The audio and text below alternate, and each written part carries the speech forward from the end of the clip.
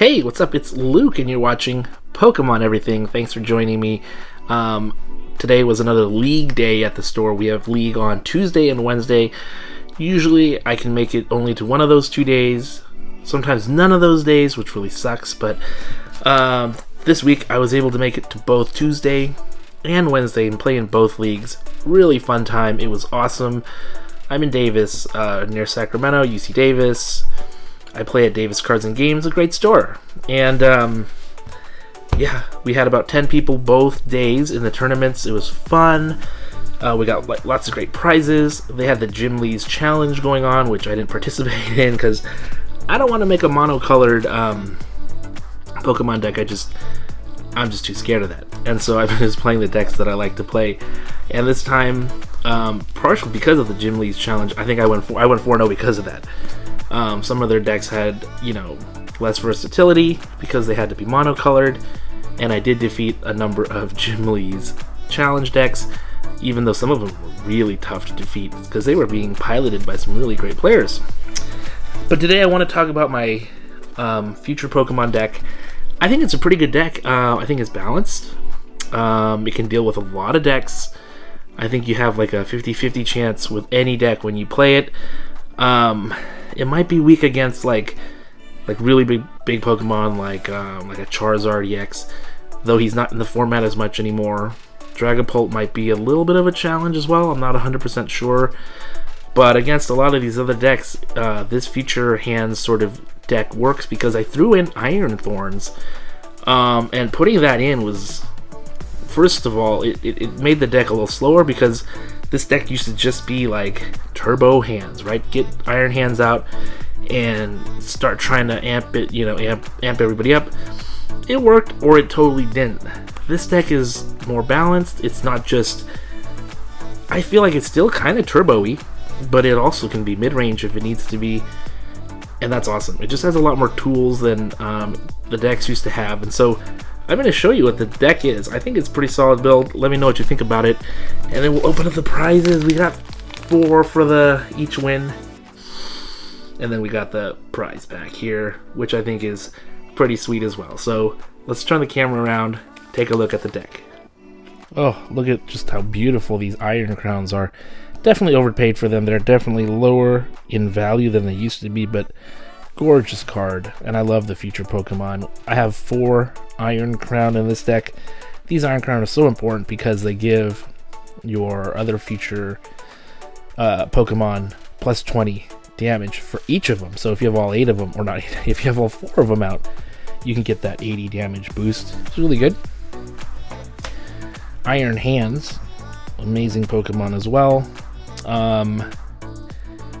I do find it kind of hard to get to amp you very much, but it does happen. Arm press happens a lot more often, obviously, but amp you very much gets you an extra prize. And so anytime you have like something that can do that, it's great. And I have 2 of these Iron Hands in here.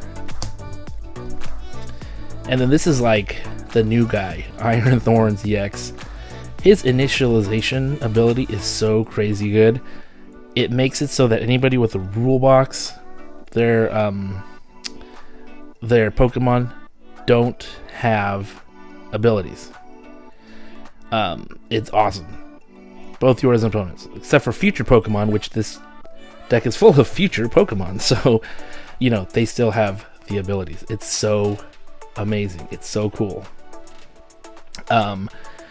So yeah, this guy has made a difference. Like if Squawkability is out, this happened today. Squawkability was out there, could not squawk and seize when this guy was my only Pokemon in play. Just instantly stopped him. This is if everything is going wrong. This guy's awesome because it prevents all damage from attacks done by opponent's Pokemon that have an ability. So many Pokemon have an ability. So if you need this guy in a pinch, he comes out. Otherwise, he doesn't. It's a cornerstone mask Ogerpon. It's not a future Pokemon, so if you have Iron Thorns out there, his ability, I guess, goes away. But just try not to make that happen. Yeah. Miraidon, I love Miraidon. This guy can actually get you, if you're going second, a lot of one hit KOs on the first turn. I actually won a game today.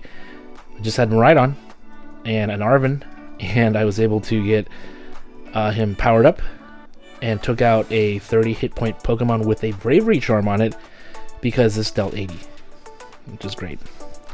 2 of those. Prime Catcher is my Ice Book of choice. Nest Ball, just 1. Lost Vacuum, just 1.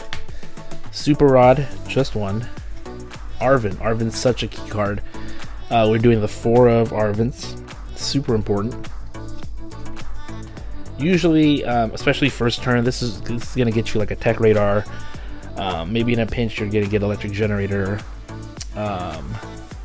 Sometimes in a pinch, you need to get a Switch card or something like that. That's what that's for. 4 Professor's Research, because this deck doesn't have a ton of draw power, and that's what this is missing. So Professor's Research is something that can be very valuable. 3 Bothel's Orders, because we really want to get those Pokemon. 2 Ionos.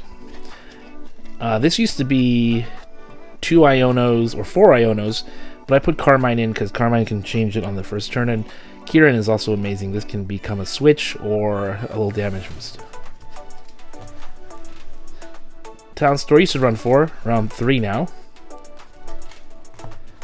Used to have 4 heavy batons, now only run 2. It's enough. Future Boost used to run 4, run 3. I mean, I could use 1 more. If anything, I would like 1 more Future Booster, but 3 I think works okay. Especially since we also have the Switch cards, because this could be a Future Booster as well. But I find these to be a little bit more convenient. Tech Raider. Sometimes you run 4, I run 3. So I really leaned this deck out. Only 2 Electric Generators. I found so many times that this actually doesn't hit that much, and when it doesn't hit, it really sucks. It becomes like a nothing card. And so I only put 2, but I had 3, and then I replaced 1 with more energy.